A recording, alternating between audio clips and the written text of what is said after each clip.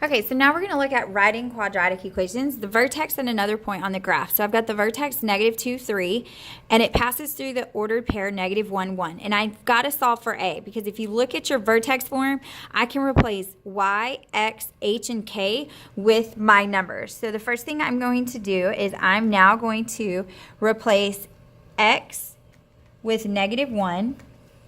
I'm going to replace y with 1. I'm going to replace h with -2.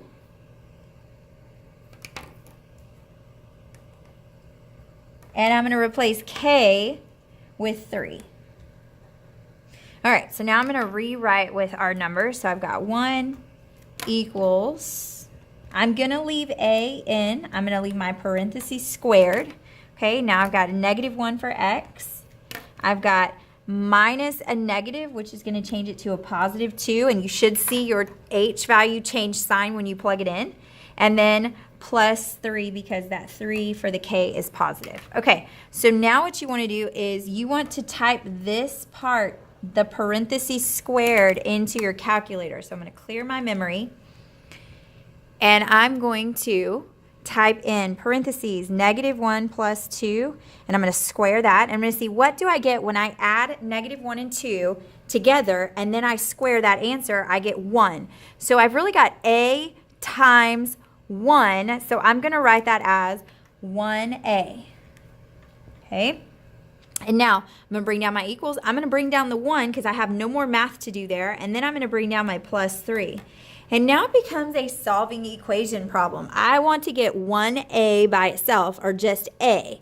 So I'm adding 3, so I need to subtract 3 from both sides. And now I'm going to get 1 minus 3, so I get -2 is equal to 1a, or just a. So now I know the value for a. So now I'm going to write my final equation. You're going to copy down your vertex equation. You're going to write y equals, you're going to have parentheses x and squared. You're going to plug in now a, h, and k. So what was our a? It was -2, so I'm going to put a -2 where a goes. Now I'm going to plug in my h, and when we plugged it in, it was a -2, but it's got to have a sign change, so I'm going to have x plus 2, and now I want my k, which is plus 3. If you look back at your beginning, your plus 2 and your plus 3 should be the same. The only thing that's different is you now want to see x and y as variables, and then a is going to be the answer that you got when you solve for a. All right, now let's do this thing from a graph. So we're going to do the same thing, except now we have to pick out the ordered pairs. And they've given us the vertex point. They've told us that my vertex is at 1, -4, so my h value is 1. And my y value is a -4. And now I just need another point on the graph. And they've given us another point on the graph to use this x-intercept at 3, 0. So I'm going to plug in 3 for x and 0 for y. And now I'm ready to put these numbers in to my equation. So I'm going to put a 3 in for y. Remember, your a, your parentheses squared, and your equal sign all stay. Every other letter, y, x, h, and k, are going to turn into numbers. So I need an x now. And which number am I using for x? I'm going to, this would actually be 0. I'm going to use 3, because 3 is my x, y is my 0. And the vertex has to go in specifically for h and k. So 1. So that would be like plus 1, but when I plug it in here, it's going to have a sign change. So it's really going to be -1. And then I need to plug in my k value, which is -4, so it's going to see -4. All right, and now I'm going to plug in this part in my calculator. 3 minus 1, and then I'm going to square that, and that's going to give me 4. So I really have a times 4. I can rewrite as 4a, so I have 0 equals 4a minus 4. And now I want to solve for a, so I'm going to add 4 to both sides. And I'm going to get 4 equals 4a. Well, I don't want 4a. I want to get 1a, so I have to divide 4 by itself. And so now I'm going to get 1 is equal to a. Now I know my a value. Now I'm going to write my equation. So I'm going to write it as y equals parentheses x squared. And now I'm going to plug in for A. A is 1. Now I want to plug in my H, so it should match here. So I should say minus 1 and then minus 4 because that's my K value. And that is my equation. Now we're going to look at linear factors and real solutions and how those are related. So what I would like to look at is they told me I had one solution, which tells me that my parabola only crosses or touches the x-axis in one spot. So that one spot happens to be 3. But when I write factors, in order to have x squared, I've got to have 2 factors.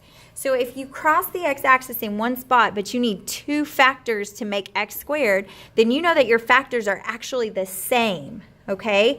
So what you want to do is you want to take x equals 3, and you want to rearrange it to where it's x something plus or minus something equals 0. Well, how do I get to turn this 3 into a 0? I would have to subtract 3 from both sides because 3 minus 3 is 0.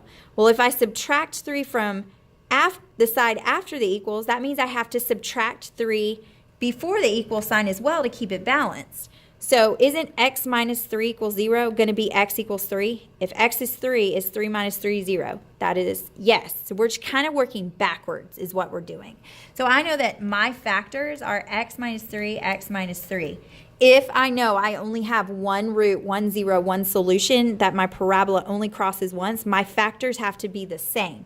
And now I want to write it in standard form. Well, if I know my factors, what I'm multiplying, I can use the box method to do that. And now I'm going to use my multiplication skills that I'm really good at. It's going to be x squared.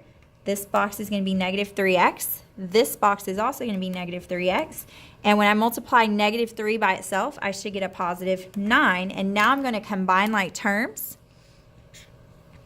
And my equation, I'm going to write it as f of x equals. Another way I could say this could be y equals. I'm going to have x squared. When I add negative 3 plus negative 3, I'm going to get negative 6x and then plus 9. That would be my standard form quadratic. When I have only one solution that is 3, the factors have to be the same. And when you're given the solution, the root, the 0, you have to make that equation equal 0. So you're almost working backwards from the answer. So let's look here. Now they've given me a graph picture. And remember, your factors are where you cross 0, not your factors, your roots, your solutions. So I cross the x-axis at negative 3 and negative 1. So x equals negative 3, x equals negative 1. But I don't want to equal to negative 3. I want to equal to 0. So how can I turn this negative 3 into 0? That would be by adding 3 to both sides. Well, if I add 3 to negative 3, the side after the equals, I have to add 3 to x. And I'm going to do the same thing here. I want to get it equal to 0.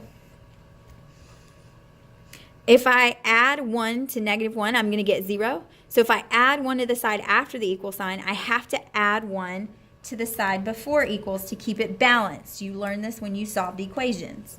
We're just working backwards from the answer to try to create the equals 0 equation part. So now my factors are x plus 3 and x plus 1. Well, if I want an equation in standard form where I can see my a, b, and c coefficient, I'm going to have to use the box to multiply.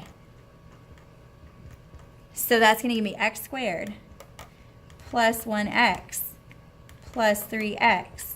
And then when I multiply 3 and 1, I'm going to get 3. So my equation is going to be y equals, and I'm using y this time to save space, I'm going to have x squared.